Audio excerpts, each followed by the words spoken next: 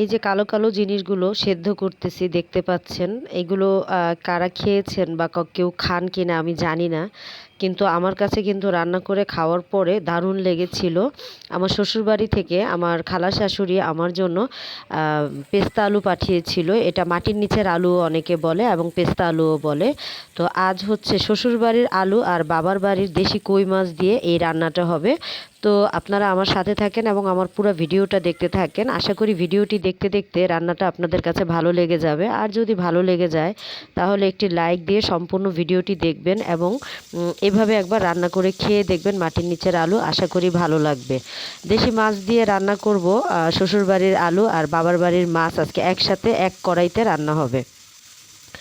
তো আমি কই মাছগুলো ভেজে নিয়েছি আর আলুটা আগে সেদ্ধ করে নিয়েছি। নিয়ে আলুটা আমি ছিলে সুন্দর গোল গোল করে কেটে নিয়েছি। আর কড়াইটা গরম হওয়ার পর এখানে আমি সয়াবিন তেল দিয়েছি। তেলের মধ্যে দিয়ে দিলাম পেঁয়াজ, রসুন, কাঁচামরিচ, জিরা আমি একসাথে পাটায় বেটে নিয়েছিলাম।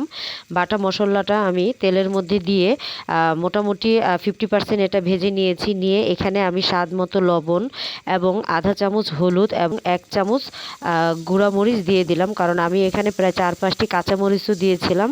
তাই গুঁড়া মরিচটা 1 চামচ দিয়েছি যাতে কালারটা দেখতে সুন্দর আসে আর তরকারিটাও যেন মোটামুটি একটু ঝাল আসে।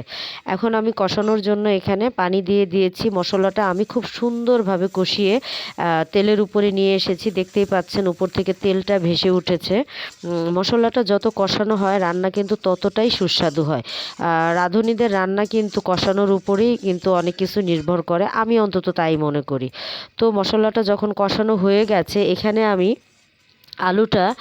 আলু কষাবো বলতে আমি এখানে আগে ঝোলের পানি দিয়ে দিছি। ঝোলের পানিতে যখন বলক চলে আসছে এখন আমি আলুগুলো দিয়ে দেব। দেখতেই পাচ্ছেন আলুগুলো আমি সেদ্ধ করে কিভাবে কেটে নিয়েছি। এখন আমি গরম ঝোলের ভিতরে আলুটা দিয়ে দিলাম। এখন আমি খুব সুন্দরভাবে আলুটা আমি কষাবো। এখানে ঢাকনা দিয়ে ঢেকে ঢেকে আমি আলুটা খুব দারুণভাবে কষাবো। এই আলুটা আমার যে এত ভালো লাগবে এটা আমি কখনোই কল্পনা করিনি। এর আগে একবার আমার ননদ আমার জন্য পাঠিয়েছিল।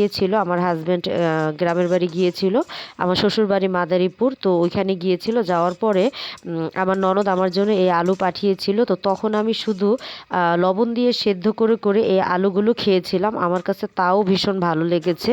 তবে এখানে একটা কথা আছে, এই আলুগুলো না অনেক সময় দেখা যায় ছিললে ভিতরটা সবুজ থাকে। যে আলুটা সবুজ থাকে ওই আলুটা কিছুটা তেতো তেতো লাগে, আর যে আলুটা সবুজ না হয় সেই আলুটা কিন্তু একটুও তেতো লাগে না, খেতে খুব দারুণ লাগে।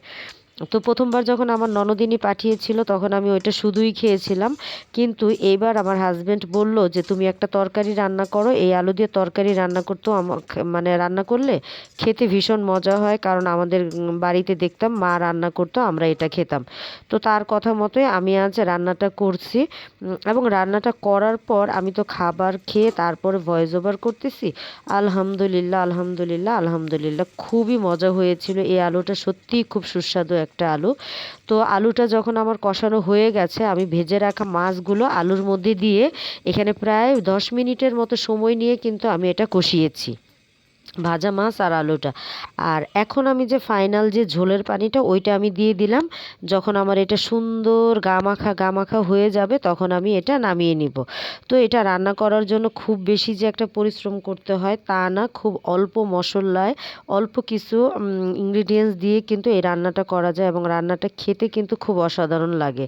তো আমি কখনোই শহরেও এই আলু নাকি বাজারে বিক্রি করে, কিন্তু আমি কখনো বাজার থেকে আলু এনে খাইনি। তো ওইবার একটু আমার ননদিনী পাঠাইছিল, আমি শুধু শুধু খেয়েছিলাম। আমি রান্না করব আমার মানে ওরকম কোনো চিন্তাই মাথায় আসেনি, আর আমি জানতামও না যে এটা রান্না করে খেলে এতটা মজা লাগে। তো এবার আমার হাজব্যান্ড বলার কারণে আমি যেমন এটা রান্না করেছি। তো লবণটা চেখে দেখলাম লবণটা একটু কম হয়েছিল, তো আমি পরে আবার একটু লবণ দিয়ে দিলাম। আর দেখতে পাচ্ছেন এখন এই যে ঝোলের পরিমাণ এতটুকু, তো আমি উপর থেকে ধনিয়া পাতা দিয়ে দিলাম।